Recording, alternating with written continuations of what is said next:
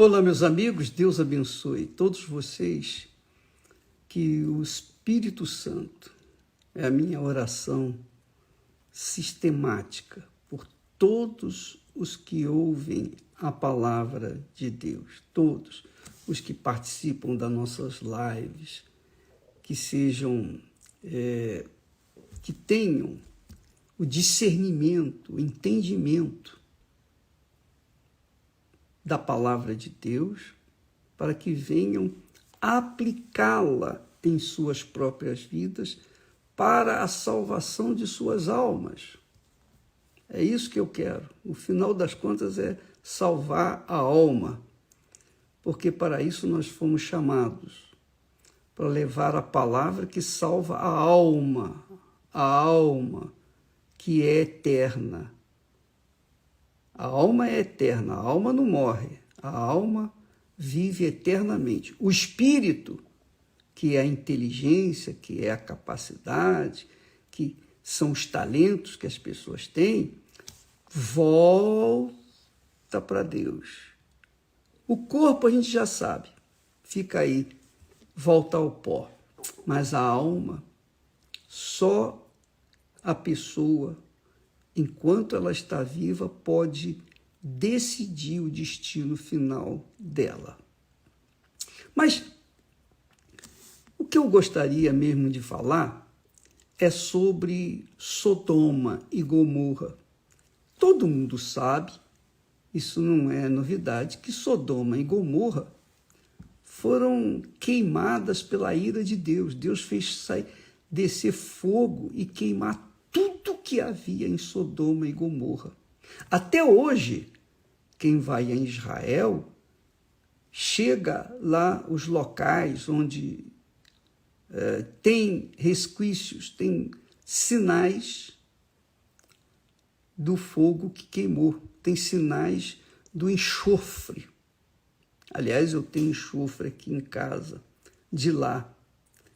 O enxofre que, quando você coloca um fogo, ele não apaga, e você não vê o fogo, você só vê que ele queima. A pessoa, quando vê o enxofre, e se ele estiver queimando, ela não vê, mas quando pega, a chama dela é cruel, é pior do que o fogo natural. Então, Deus fez chover fogo e enxofre sobre Sodoma e Gomorra. Por quê?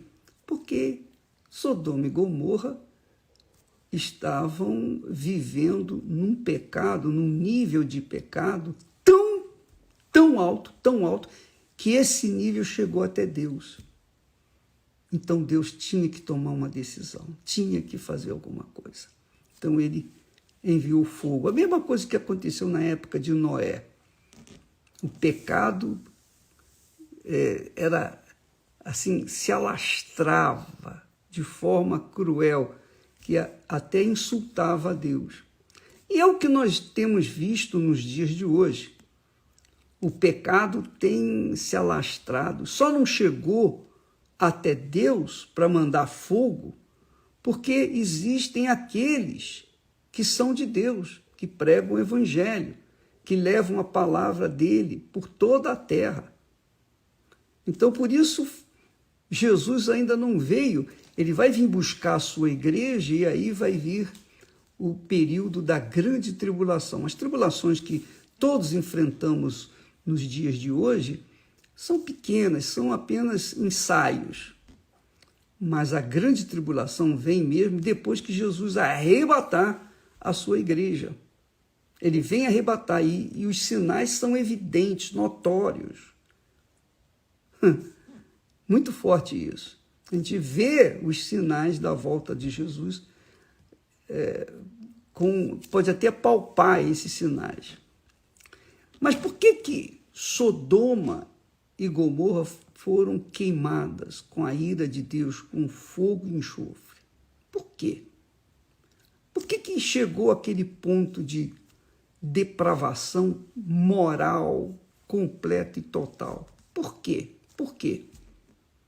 É isso que eu quero falar com vocês, que é o mesmo que tem acontecido muitas pessoas que eram fiéis a Deus, fiéis, mas fiéis mesmo, e de repente elas viraram a cabeça, né? E saíram pelo mundo afora querendo gozar a vida. Por que saíram? Aí é que nós vamos ver da razão do porquê que Sodoma e Gomorra chegou no alto grau, no grau máximo de pecado. O grau máximo de pecado. Se nós lermos lá, se você ler na sua Bíblia, lá no profeta Ezequiel, capítulo 16 e versículo 49, Deus fala, ensina, mostra, através do profeta, por que Sodoma e Gomorra chegou no mais alto grau de pecado. Diz assim: eis que esta foi a iniquidade de Sodoma, tua irmã. Ele estava falando do povo de Israel e agora fala que Sodoma era irmã de Israel por conta do pecado que estava vivendo Jerusalém. Então, qual foi o pecado? Qual foi a iniquidade de Sodoma? 3 pecados. Primeiro, soberba, que é o orgulho, nariz empinado, a pessoa se achar alguém, se achar alguma coisa. Primeiro,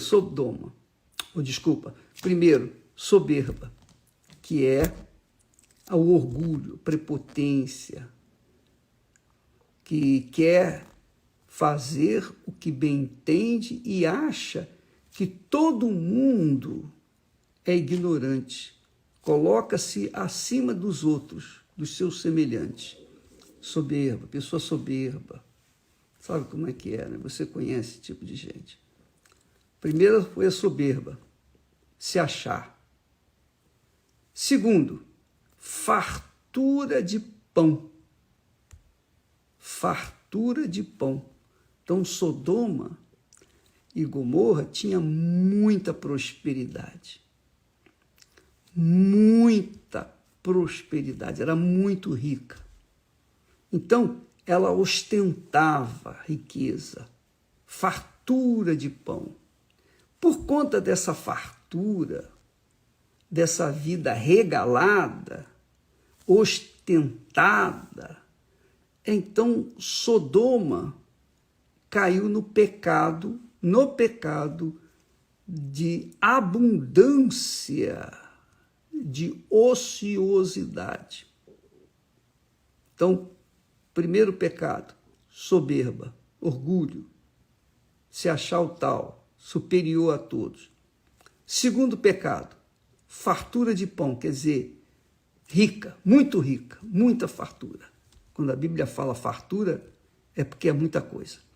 Então, fartura de pão, não faltava nada. Então, eles viviam regaladamente, igual aquele rico da história do rico e Lázaro. Então, era assim que era Sodoma e Gomorra. E abundância de ociosidade, quer dizer, a vaidade, ou melhor, o orgulho, somado à abundância ou fartura de pão, a riqueza, o orgulho somado à riqueza, faz a pessoa humana viver na ociosidade, só quer curtir a vida. Então fica à toa, não faz mais nada, não pratica mais nada, só nadando de braçada ou nos ventos mansos, não é? A verdade é que essa situação aí fez com que Sodoma e Gomorra mergulhassem na fantasia da carne, ou nas fantasias da carne. Então começaram a criar coisas, prazeres, que é o que nós temos visto hoje em dia. As crianças, até crianças recém-nascidas, são induzidas, obviamente sem saber, pelos maus, pelos perversos, por ricaços que pagam rios de dinheiro para usarem e abusarem dessas crianças. Eu não vou falar aqui como, porque não interessa, mas fazem com que as crianças sejam abusadas. Os pedófilos profissionais são ricos, estão por aí trabalhando para ter o prazer com crianças, com pessoas, crianças inocentes. Você sabe o que eu estou a falar. Amiga e amigo, o mundo chegou hoje, a humanidade chegou hoje a um ponto tão grave, mas tão grave de pecado, que este é um dos maiores sinais da volta de Jesus. Não vai descer fogo, não. Jesus vai arrebatar primeiro a sua igreja, vai salvar aqueles que temeram a ele, que temem a ele, de forma que andam de acordo com a sua palavra, e então vai deixar esse mundo à solta, segundo a regência, o governo do anticristo. O anticristo, por sua vez, durante 3 anos e meio, vai trabalhar, preparar o caminho para que venha a besta.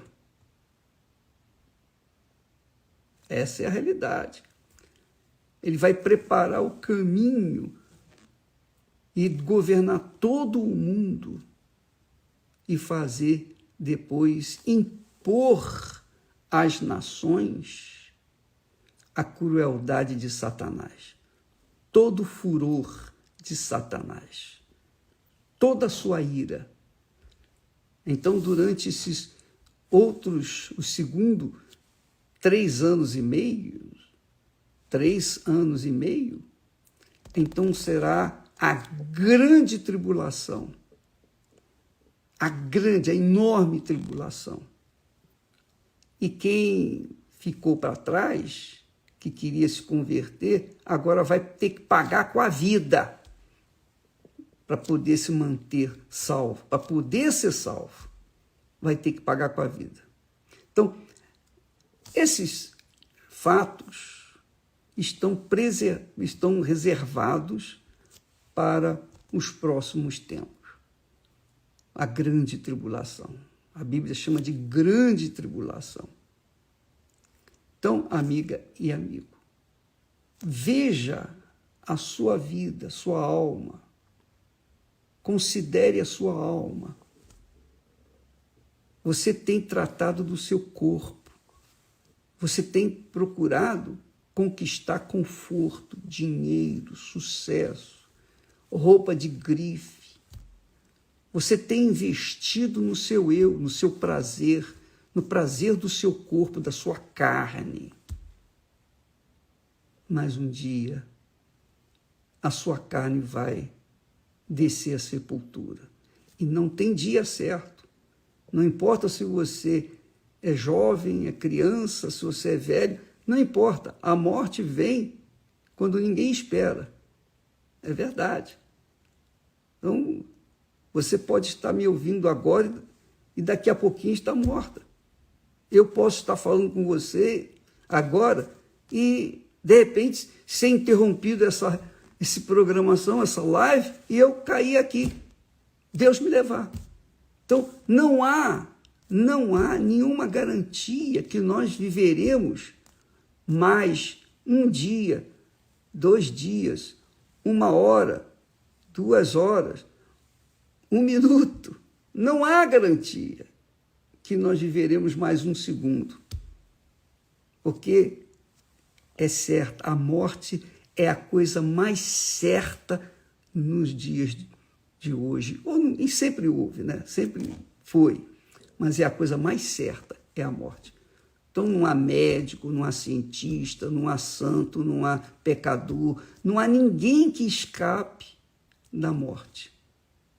Ninguém. Você que está me assistindo neste momento, não fique apavorada, não. Não fique assombrado, não. Eu também não quero fazer terror aqui, não.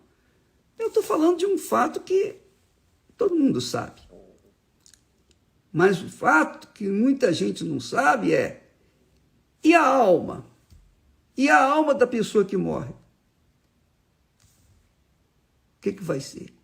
Jesus disse com clareza: o que adianta você ganhar o mundo inteiro e perder a sua alma? O que adianta?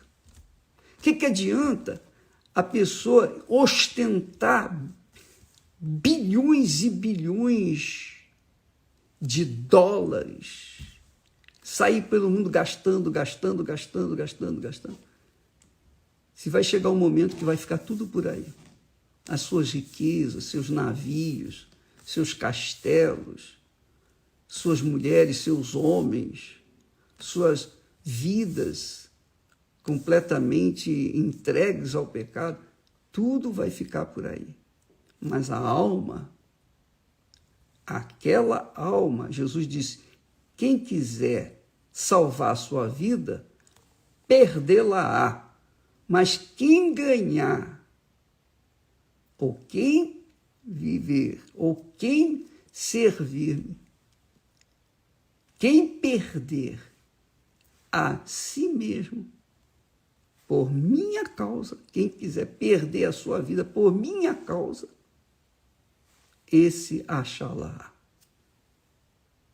Então, amiga e amigo, pense na sua alma, porque cedo ou tarde o julgamento vai vir. Cedo ou tarde todos iremos descer à sepultura, se Jesus não voltar antes.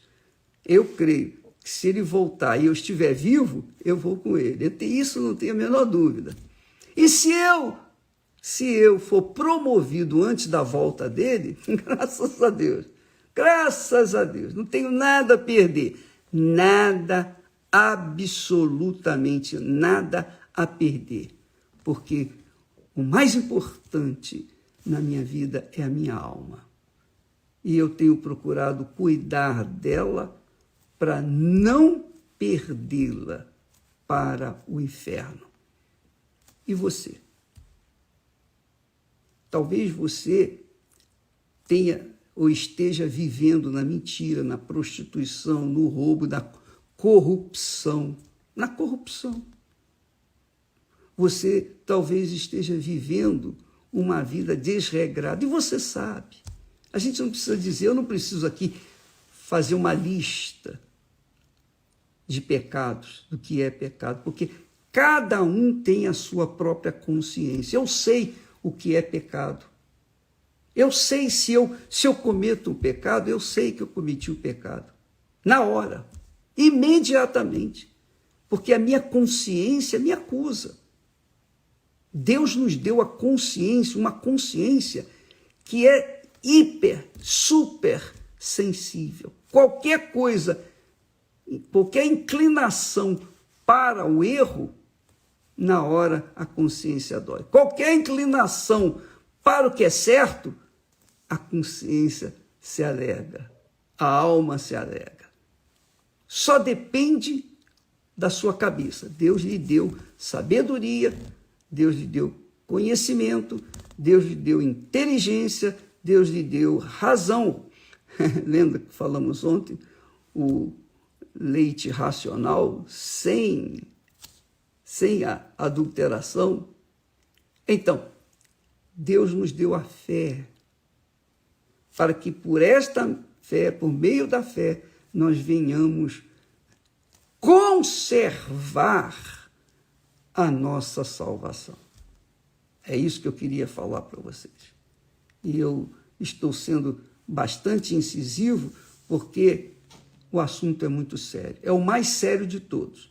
Os médicos curam os enfermos, ajudam as pessoas a terem saúde, os remédios, as cirurgias. Há uma ciência neste mundo que ajuda o ser humano a viver uma vida mais confortável. Mas, quando chega a hora da morte, não tem ciência, não tem conforto, não tem dinheiro, não tem nada. A pessoa vai embora.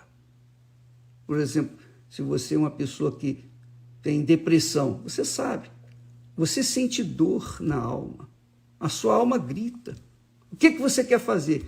Você fica tão desesperada que você pensa, eu vou tirar a minha vida. Só que você mata, você destrói o seu corpo, mas a sua alma não.